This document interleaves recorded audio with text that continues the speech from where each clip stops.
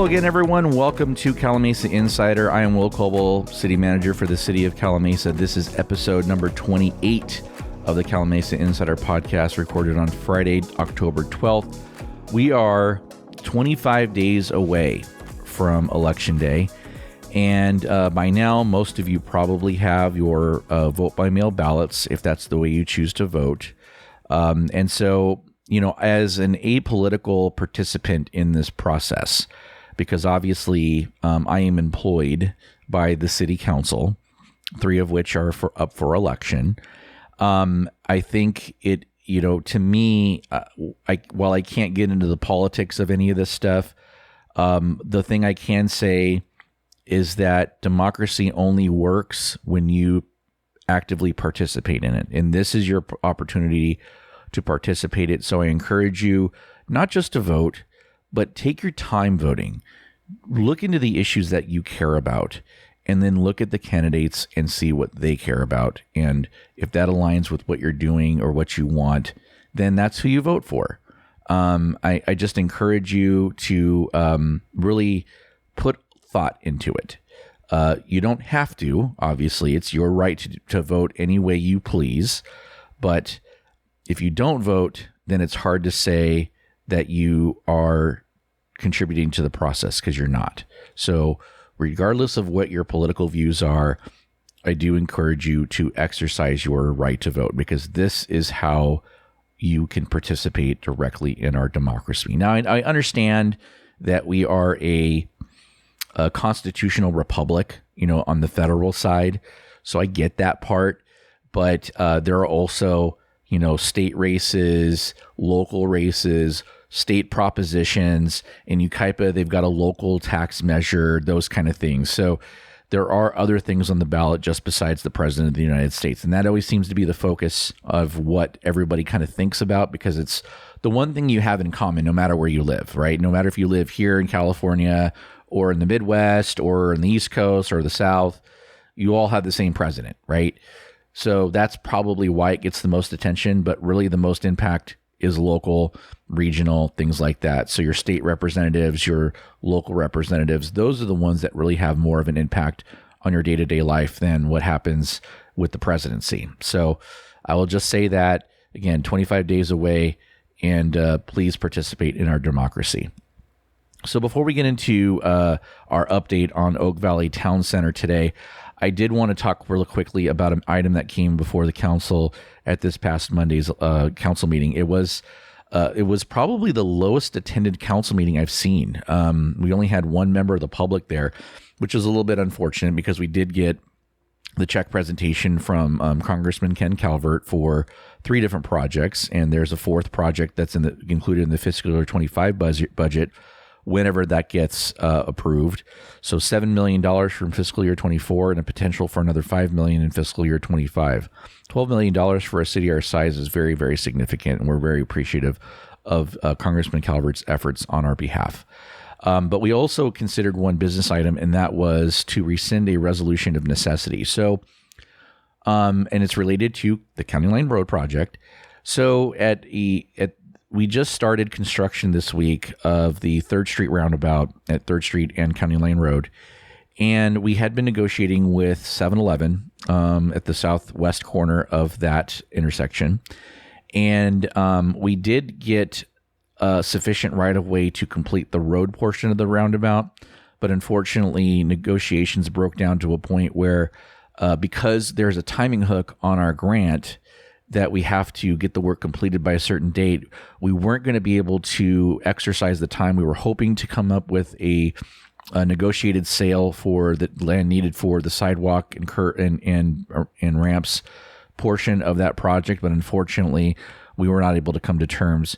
If we were going to go the eminent domain route, the time it would take to do that was going to be too long to be able to complete the project within our grant. So what we had to do, since don't have plans now to complete that part of the project, we had to rescind the resolution of necessity. Resolution of necessity is what starts the eminent domain process.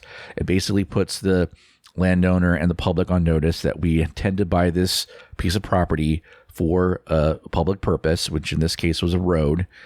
And but now, since we're changing our plans and not going forward with a portion of that project, we are going to rescind that resolution so that that land is obviously not encumbered anymore. Because if we sit there and keep this resolution on file, one could argue that we're inhibiting their ability to sell their land, to develop their land, things like that.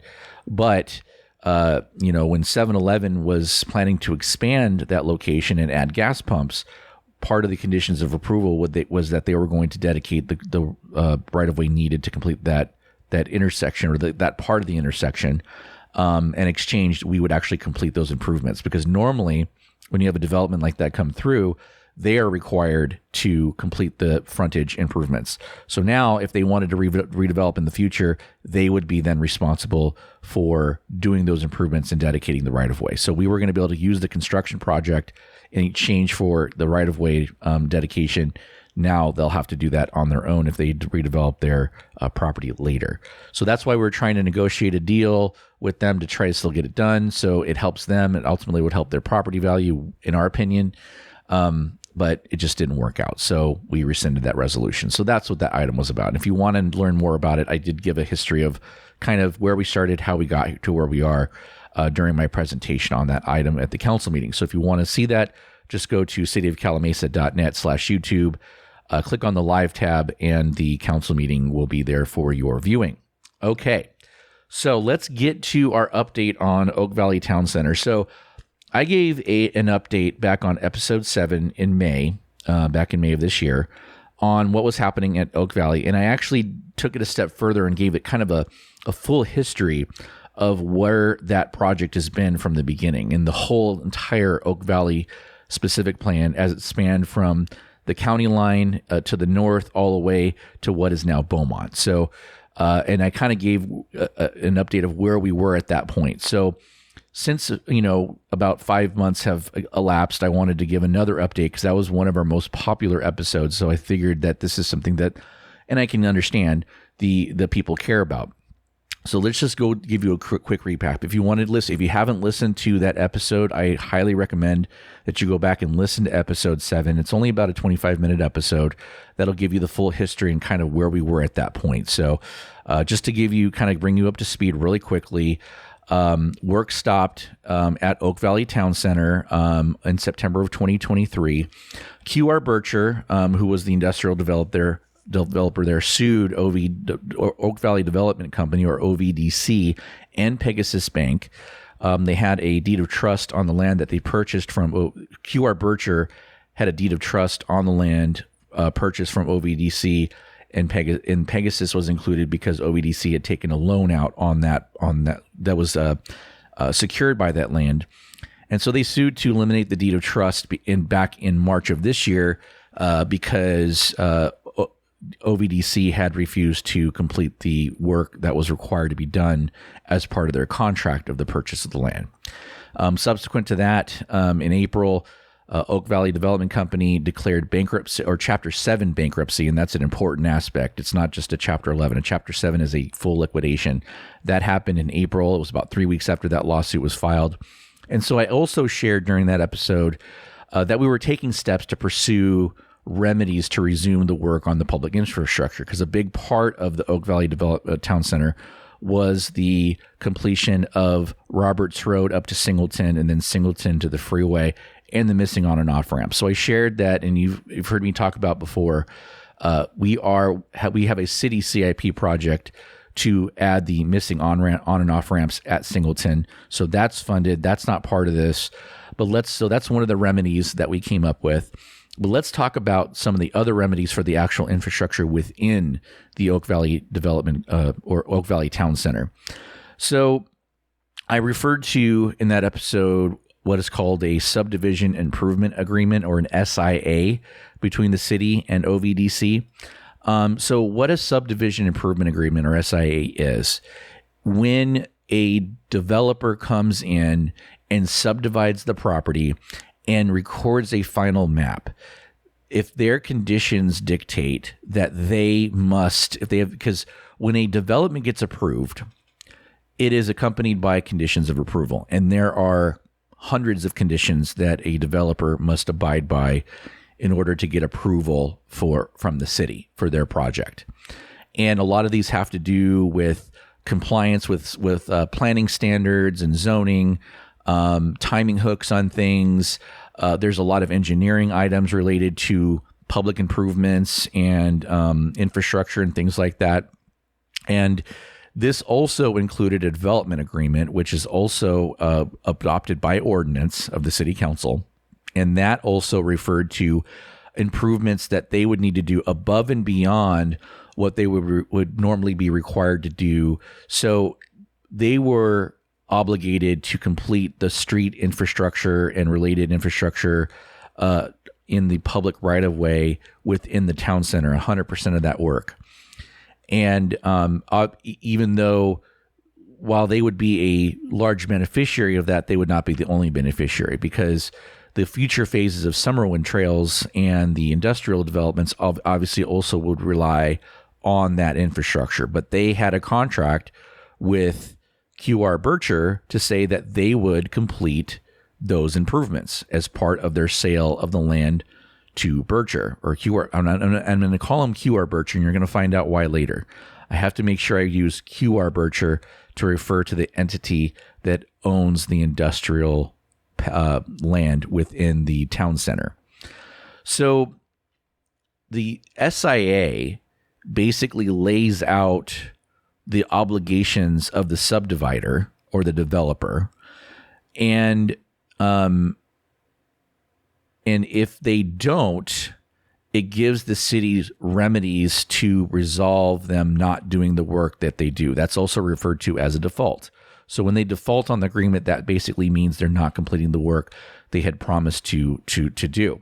So what does that all mean? So if you have somebody go into bankruptcy, well, how do you guarantee that they're going to do that work? So subdivision improvement agreements are often, or actually are always, accompanied by surety bonds, which is a financial guarantee that in the event of a default by the subdivider or developer, there is another entity that can either continue and complete the work or pay out the value of the bond to the city, which would then be used to continue and complete the work. Okay. A surety bond really is just a form of insurance, and the subdivider pays an annual premium on the bonds. And the premium is based on a number of different factors: the credit and the track record of the subdivider, the work that's to be done, the value of that work, the value of the bond, and which also is obviously the value of the underlying bonds. So the bond value is determined by engineering estimates prepared for each type of work that's going to occur. So in this case, there are 6 different surety bonds associated with this SIA, and those are for street improvements, city stormwater improvements, which are storm drains that are 36 inches or smaller, and catch basins, Riverside County Flood Control District stormwater improvements, which are storm drains that are greater than 36 inches in diameter, and also retention basins and other flood control appurtenances.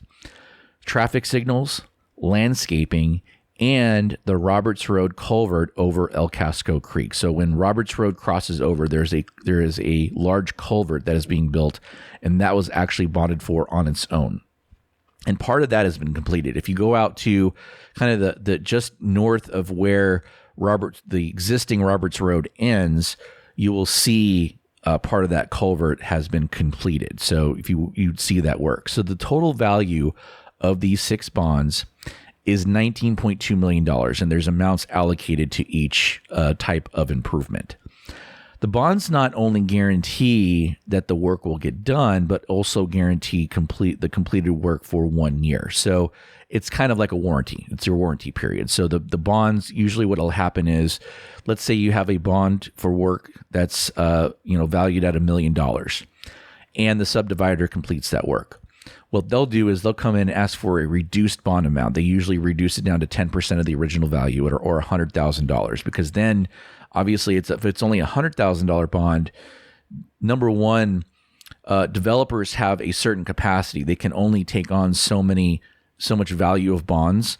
So that worth, that capacity to bond, because if they're doing other projects in other places, the more bonds they have outstanding, the harder it is for them to get additional bonds. So they want to get those bond reductions done as quickly as possible so that those aren't kind of holding against their credit, so to speak. So they usually reduce them to 10% of the value. We hold that bond for another year in case there's any work defects. It holds the subdivider accountable to do that work. 99% of the time, the developer or the subdivider will actually go in and complete any repairs that need to be done. They don't want to call on bonds. What we're doing right now is very rare, and we'll get into where we are now with that. And it's very, very seldom that this happens. So when OVDC issued the stop work notice back in just September of 23, so a little over a year ago, the city promptly put both OVDC and the surety company, Everest Reinsurance, on notice that there is a potential event of default if work did not recommence in 30 days. So Section 11 of the SIA covers events of default, and subsection A3 states that the subdivider is in default of the SIA if they do not resume work within 30 days of written notice of them stopping work. So we knew they were stopping work because they issued the stop work notice. So we put it in writing right away. Hey, you just remember under the SIA, you have 30 days to resume work. And if you don't, you're in default of our agreement. So obviously 30 days passed and there was no work done. So we sent a notice of default to OVDC. Now, during this time, at the same time this was all happening, OVDC was continuing to negotiate with QR Bircher to try and move the project forward, and they asked for a time extension to cure their default, which is allowed, and it can be approved by the city engineer by the agreement. So the Section 4 of the SIA states that a time extension may be granted by the city engineer, so it does not have to go to city council. The city did indeed grant a time extension of 90 days, but in exchange for that, part of the development agreement states that that Oak Valley would carve out a parcel sufficient in size to put a fire station on, and they would sell it to us at a reduced price. So it was an agreed upon price of $3 per square foot, which, if you know anything about the real estate market, that's a very, very low price. So we had negotiated that price in the development agreement. And so we wanted to commence that sale because with this all happening, the risk of Oak Valley going bankrupt was increasing. And obviously that's ultimately what happened. And so we wanted to try to get ahead of that, at least get the land in the city's name before the project entered bankruptcy. So we're like, okay, well, we'll give you the time extension, but we need to start commencing this sale. Well, unfortunately, OVDC's capital partners in Texas became unresponsive because they would have to make that call. It wasn't a John Ohanian call. The financial partners would have to make that call because they owned a majority of the project. They became unresponsive not only to the city, but also to Mr. Ohanian. And so when the 90 days was up from that time extension, OVDC requested an additional time extension, but this time we denied it because of the lack of progress on the fire station land. So we didn't trust them to, we thought, okay, now you're just trying to buy time. You guys didn't make any progress on trying to sell us that land that you're obligated to sell us, actually. So there's no reason for us to give you a time extension at this point because we need our improvements. We need to get those going. And so we need to progress this process forward. So since OVDC now was out of time, the city turned its attention to the surety bonds. And this is where we're in very rare territory. Mike Thornton, our city engineer, has been doing this for over 30 years. He's been in engineering for over 30 years, and he's only done this one other time in his career. And many people that I talk to, attorneys, planners, engineers, they've either never gone through this or have only gone through it maybe once in their career. None of the city managers that I've talked to have ever had to go through this. So we're in very rare territory here. So subsection C of section 11 of the SIA describes what happens when the subdivider is given written notice but fails to cure the default. It states in part, the city may serve written notice of any such default upon the surety on any corporate surety bonds, which is the surety in this case is Everest, furnished as improvements securities hereunder, and request that the surety take over and complete the improvements. The surety then has 10 days to provide the city written notice of its intention to perform the work. That never happened. The city at that point may then take over the work on its own at the expense of the subdivider and its surety. Now, as you know, Calamasa is a small city, so we don't have the funds necessary to take on that a large amount of work, because we would have to just pay for the work up front on our own and then go after reimbursement from the surety later. So in order to get the surety to act, and they can act in one of two ways. They can either complete the work or they can pay out on the bonds. So we filed a lawsuit in federal court against the surety to get them to act.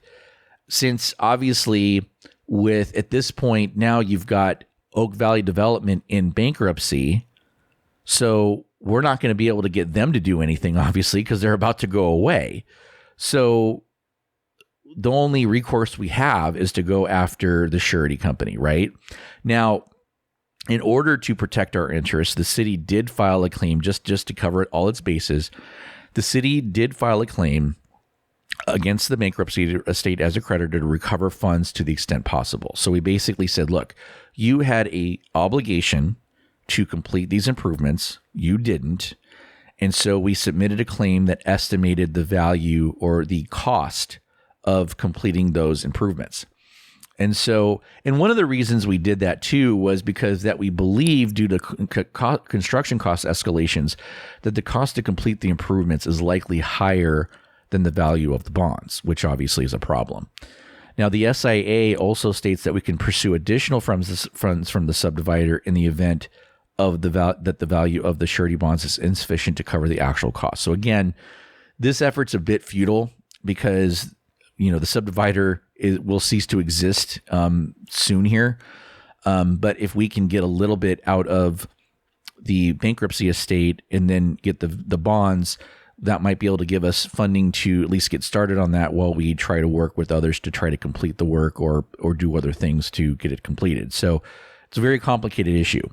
So, of course, as any insurance company would do, if you've dealt with insurance, you probably have experienced this yourself.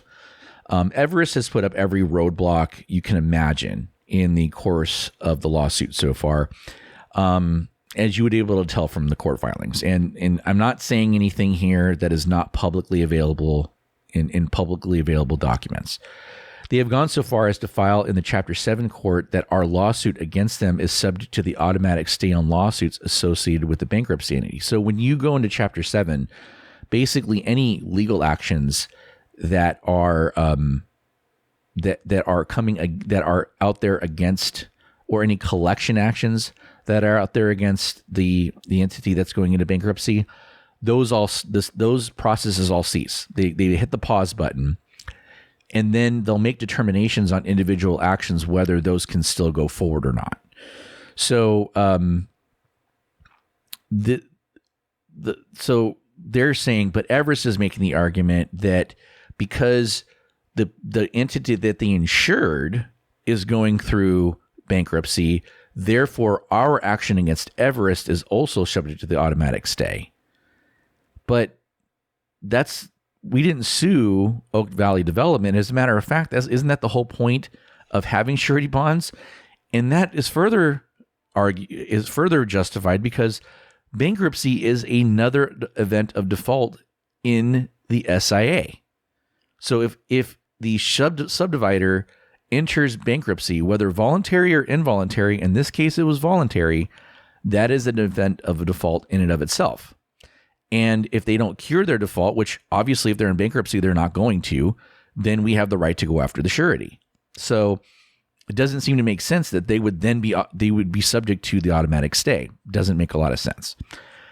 So The current status of that is we are waiting for the bankruptcy court to rule on Everest's motion on the automatic stay. We're hoping that we get a favorable decision on that, and hopefully soon, so that we continue to move our case forward against Everest and try to get that part of it resolved, so we can get things going. There is one other development in this saga. There's a change in the industrial development that I want to share with you.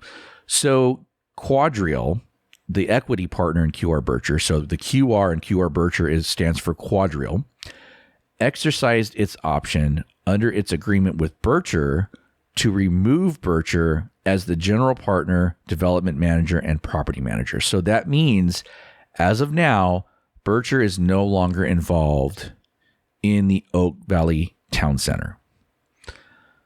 So, as all the remaining developers and the city try to move things forward, we are now working with Quadrille on those issues rather than Berkshire.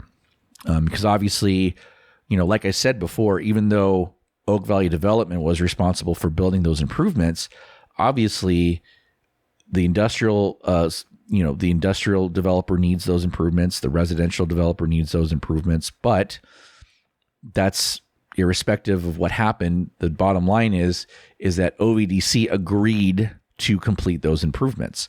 So we got to get that issue resolved in a timely fashion so that we can figure out what we're going to do, what to move forward once that's resolved. But just to be clear, though, so I just want to make sure we're clear here. This has no impact on what is happening with Oak Valley North on the other side of the freeway. Even though it's called Oak Valley North, it sounds like it's an extension of this project. It's really a completely separate project, because Berkshire has a completely different equity partner for that project, and it is its own specific plan. Is not part of the Summerwind or Oak Valley or any other specific plan. It is its own specific plan. It just happens to share a name that they chose for that project. So just so we're clear on that. And since I brought it up, I just also say there is no news when it comes to that project or when that project may come back to the city council for consideration as of now. So we don't have any date for that as of yet. So the bottom line is we are working on multiple fronts on getting things moving again in the town center.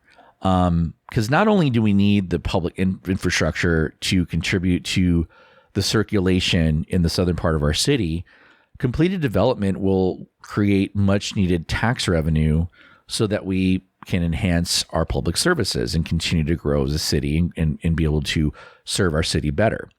We as a city are trying to facilitate an interested developer that might want to pick up the retail site out of the bankruptcy, so that we can move things forward, as there is a lot of potential for that site. And I think that the renderings we've seen, we've talked about the lake, and that the lake that was supposed to be there, that YVWD decided to not do anymore, because the lake at the Oak Valley Town Center was going to be built by Yucaipa Valley Water District as a water supply facility.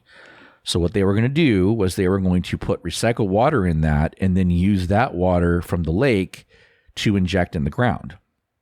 And so the water would cycle through. So there had to be separation between the water being the recycled water, having it stayed out there in there and then put back into the ground. So, everyone, when the idea first came out, they thought it was some big waste of water, but it was actually it actually was for water conservation, believe it or not. And it's kind of like those lakes were reservoirs to hold water that was going to then be injected into the ground for later extraction. And that's a way to use recycled water, keep water in our region and reuse it. So it was actually going to be a great project for that perspective. But unfortunately, YVWD decided to amend in that they're going in a different direction. They're still going to do similar type of water conservation projects, but they're just not going to do it in that way. So anyway, so that's what's happening at Oak Valley Town Center. So that we're going to wrap up this episode. Coming up this weekend, actually tomorrow, Calamasa has two events happening. The first is the Calamasa Fire Department will be hosting an open house featuring a pancake breakfast, fire station tours, fire engine tours, firefighter demonstrations, as well as prizes and raffle drawings that will take place from 8 a.m. to 1 p.m. at Fire Station 1, located at 906 Park Avenue, which is right next to City Hall and the Senior Center right here in Calamasa. We are also hosting a community cleanup day at Mesa View Middle School. You can bring your bulky items for disposal, documents for paper shredding, and we are doing a compost giveaway. So if you need compost for your garden, come pick some up. Under SB 1383, we're actually required to give it away. So please help us in that endeavor and come get your compost. That event will run tomorrow from 8 a.m. to noon. This is the Calamasa Insider Podcast. I am Will Kolbow, and we will talk to you again next week. Have a great weekend.